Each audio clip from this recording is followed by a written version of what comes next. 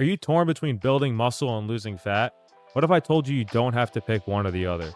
See, I bulked up from 130 to 190, then cut back down to 170 without losing my gains. So I put together a clear diet and workout plan to help sustain your fat loss while promoting building muscle if you're a beginner. So in this video, I'm going to break down the steps that it takes to lose the fat you've desperately been wanting to burn off, all while building muscle and getting stronger at the same time. And if you want to accelerate your muscle growth, I put together a list of 7 habits you must implement if you want to gain muscle as fast as possible. You can grab it for free with the link in the description below. Let's get started. So yes, you can recomp, but it comes down to a couple of factors. Body recomposition, which is losing fat while gaining muscle at the same time, is 100% possible, but it comes down to how much body fat you currently have and what your training experience level is in the gym. So if you're at that 25 to 30% body fat percentage, you could definitely recomp. Your body has enough stored fuel as energy to use to facilitate muscle growth in a deficit. But if you're super lean, your body's going to be fighting extra hard to hold on to the fat that it has left. So it's going to be even less incentivized to build muscle in that deficit. I'll give you an example. My client Jacob came to me relatively overweight, and he wanted to put on muscle as fast as possible, but he didn't want to gain any more fat. So if I had him go into a dedicated surplus, he would have built the most amount of muscle, but he would have gained extra fat. Instead, I had him create a sustainable deficit while training to build muscle, and you won't believe the results we got. So what about experience?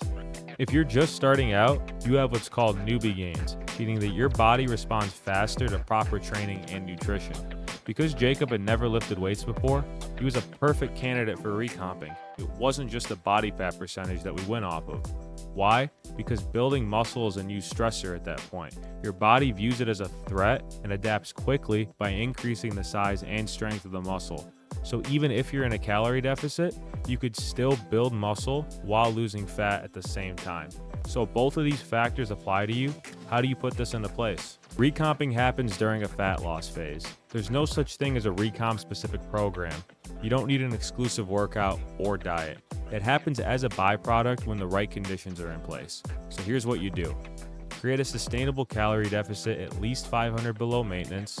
Eat 1 gram of protein per pound of body weight. Train the same way as you would as if you were in a surplus, so close to failure and prioritizing progressive overload. Make sure that you sleep at least 7 to 9 hours a night and have at least 2 rest days a week. And then also you can perform cardio optionally if you feel the need to burn more calories without eating less. Once we assessed all of these factors and put them into place, the results that Jacob got were unbelievable. Not only was he able to shed off all of that unwanted body fat, but he was able to gain 10 pounds of muscle within 90 days because of the fuel and the resources that his body had to facilitate that change, regardless of being in a deficit. But if you've been carrying a little bit of extra body fat on you and you've been in the gym for a while, does this still apply to you? I bulked up to 190 pounds a few years back. I thought I could just force eat my way to extra gains, but turns out it didn't work that way. So when I ended up cutting down the next few months, I was fighting just to hold on to my existing gains. No matter how hard I trained, I couldn't gain any significant amount of muscle or strength. Simply put, recomping just doesn't work when you're further along in your journey. By that point, muscle is metabolically expensive to create, even in a surplus, so when you're in a deficit, you're fighting just to hold on to the gains that you already have. Even if you were to bulk up to an unreasonable body fat percentage and try to recomp back down, it wouldn't do you much good if you were experienced. Plus, I wouldn't recommend it anyways because you'd be putting your health at risk. Follow the same principles that you would if you were recomping.